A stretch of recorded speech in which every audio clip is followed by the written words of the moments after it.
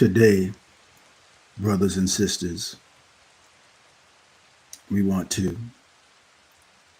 fix our minds and hopefully stimulate and stir up by the way of remembrance, peer remembrance, that we might call upon the Most High, that He might have respect unto our prayers, especially in this hour, in this moment that we're all living in, a time of, as Daniel 12:1 says, a time of trouble. And that trouble meaning difficulties and problems and public unrest and disorder. But in it all and through it all, and while traversing the challenging terrain and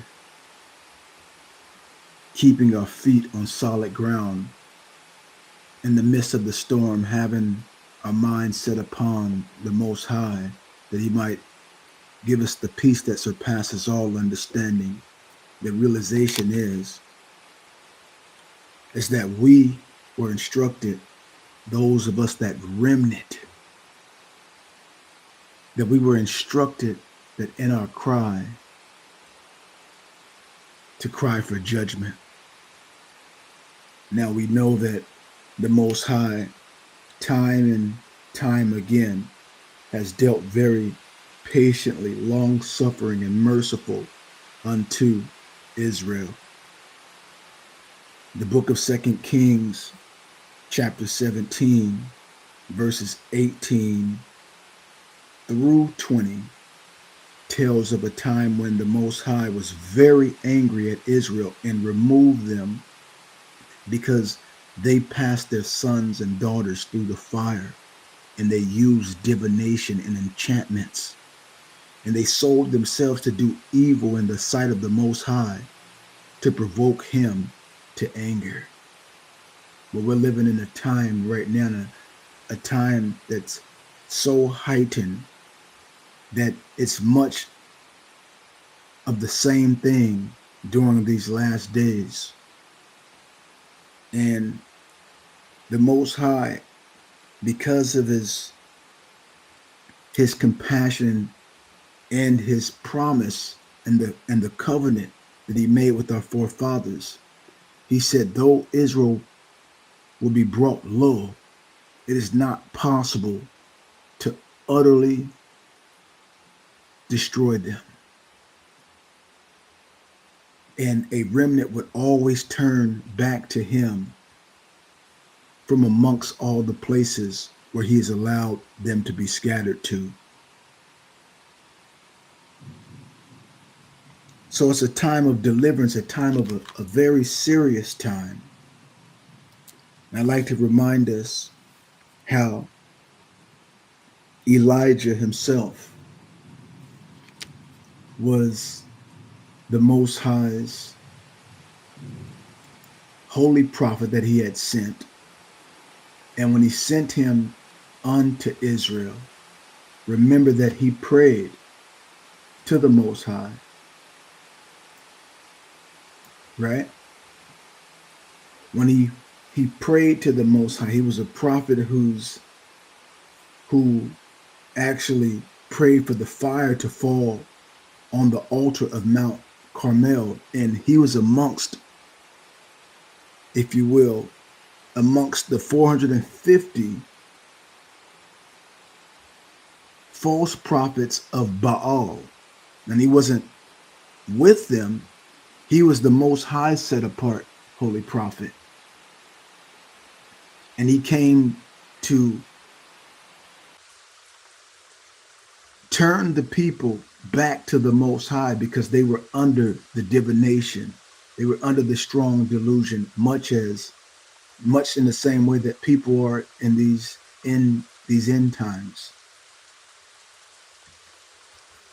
So when you look at 1 Kings 18:36-40, Elijah prayed And then after that, the rain came. Sometimes things in a believer's lives, in our lives, as children of the Most High, there are things that there's burdens and loads that one may be carrying under the pressure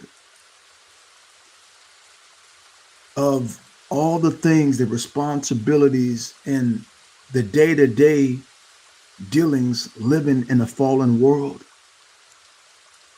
Having to carry that. It seems like under the pressure of such a heavy load can crush one, causes one's joints and ligaments and shoulders and knees to begin to buckle, causes one mental prowess and mental psyche or consciousness begin to one's patience and endurance to grow weary. And so in this time, in this season, in this hour, in today's word to the wise, we want to beseech the Almighty in the heaven of the heavens and ask him to remember us, remember the descendants of Abraham, Isaac, and Jacob. Remember the sacrifice of our high priest, the dearly beloved son of his love, Yeshua HaMashiach, and to have mercy upon us. And like the righteous scribe, king, and priest of the Most High,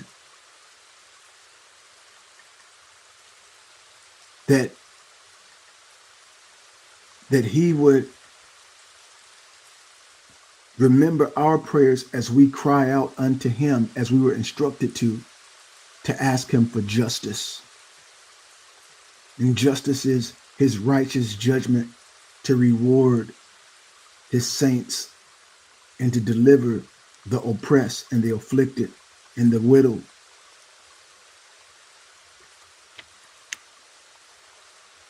So in 1 Kings 18, verses 36 through 41, verse 36, and it came to pass at the time of the offering of the evening sacrifice. Remember that aroma, the prayers of the saints is that aroma. That Elijah, the prophet, came near and said, Most high power of Abraham, Isaac, and Israel, let it be known this day that thou art the Most High in Israel, and that I am thy servant, and that I have done all these things at thy word. 37. Hear me, O Most High. Hear me, that this people may know that thou art the Most High God, and that thou hast turned their heart back again. 38. Then the fire of the Most High fell and consumed the burnt sacrifice, and the wood, and the stones, and the dust, and licked up the water that was in the trench. 39. And when all the people saw it, they fell on their faces, and they said, The Most High, he is the Almighty. The Most High, he is the everlasting power. Verse 40. And Elijah said unto them, Take the prophets of Baal, let not one of them escape. And they took them, and Elijah brought them down to the brook Kishon, and slew them there. 41. And Elijah said unto Ahab, Get thee up, eat and drink, for there is a sound of abundance rain. Now let us turn to the Most High and beseech him as we ask him for the rain. Shoot upon the righteous. Allow none of those to take root, Heavenly Father, but in the name of Yeshua, we say send it back to sender, return to sender. Allow no doubt or disbelief to fester in our minds, because doubt zaps faith, and that is contrary to belief, Most High. I believe that you are truly a rewarder of those that earnestly seek you. And for so many days and so many moons, Heavenly Father, so many years have I been seeking thy face, Most High, following hard, chasing hard after you, season in, season out, being instant in season. But there's times that this flesh begins to wear me out, and there's times that my eyes, the things that I see, Heavenly Father, brings me low, Heavenly Father. It causes pain and anguish, Heavenly Father, and grief, Most High. And unto thee, Most High, do I look for help. There are times, Heavenly Father, where I can see and tell that people are preoccupied or predisposed and not giving their all and not fully engaged. But today, Most High, in this stirring, Most High, this day that you have made, I pray that, Most High, that you would record this day in heaven. I pray for your supernatural order. I pray for your supernatural justice and your supernatural judgment, Most High. There's none who can defy you. There's none who can stay your hand. There's none, Heavenly Father, who can oppose your will. So if it be thy will, Most High, we say, let thy will be done in each of our lives on earth as it is in heaven, Most High. But Father, you have caused us to hope, Most High. Like it says in Psalms 139, you have been our power from our mother's womb, Most High. That, Father, you seen us when we were yet as though we weren't. You seen our substance, because all of our members were written in your book, Most High. And so, Father, today we rejoice that our names are written in the Lamb's book of life. And though the love of many may wax cold, Most High, today, Heavenly Father, I pray that you would have respect unto thy servant's prayer, Most High. And respect unto those, Heavenly Father, who supplicate, Most High, as we are remembering, Most High, the things that our parents and our forefathers instilled in us, and that today that we can pay it forward by hearkening to your everlasting word and hiding your word in our hearts so that we do not sin against you. So, Father, in the name of Yeshua, rebuke the devourer, rebuke Satan, bind every unclean, disobedient, malignant, and rebellious, and disruptive, and distracting, sabotaging, monitoring, master, familiar spirit, and place them under spiritual arrest. Most High, remove the plagues and sicknesses and illness and diseases from off of thy people, Most High. And though your sons and daughters may go, and you may give us the bread of adversity and the water of affliction, you shall not withdraw your tender mercies from us. And so, Most High, we need more of your grace this day. Father, let your will be accomplished as you see fit, Most High. We're asking, Father, for your help and your aid, that you would give us wisdom, that you would teach us knowledge or instruction and understanding, that we may keep the law perfectly. That means with all of our hearts, make it our first priority, that all of our lives would be shrouded in thy commandments, Most High, and that your law, your delight is the center of our lives. And so, as we are remembering Yeshua, though he were a son, yet he learned obedience by the things that he suffered. And it tells us in the Psalms 119 that before we were afflicted, we went astray. But Most High, you allowed this fiery furnace of affliction and this chastisement, the same way that Abram, our forefather Abraham, was thrown in the furnace. And they put wood in there to make it hot and said, get it hot for 3 days. And so they conspired against your servant Most High, your friend Most High, who we are his posterity, and we are alive in the land of the living in this day that you have bestowed upon us. And so since this is the day that you have made, I will rejoice in it and be thankful. And so I make a joyful noise unto you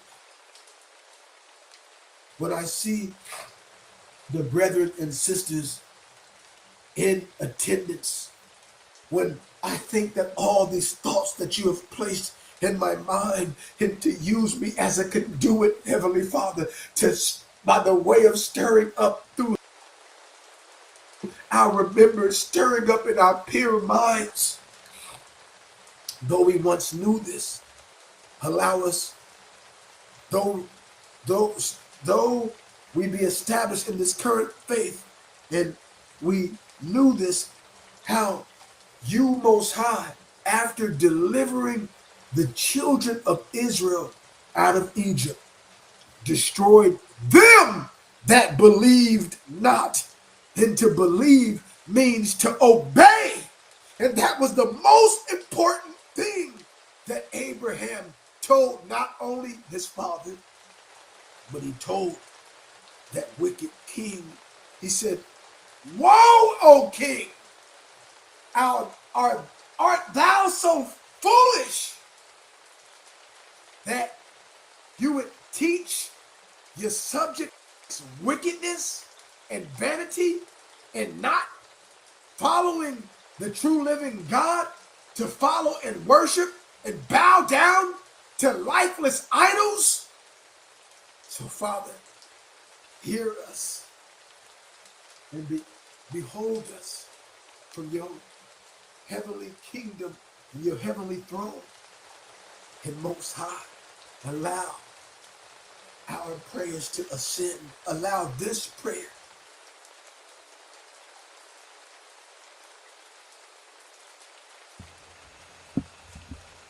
to ascend unto thy holy and royal throne. When the prayers of the saints go up,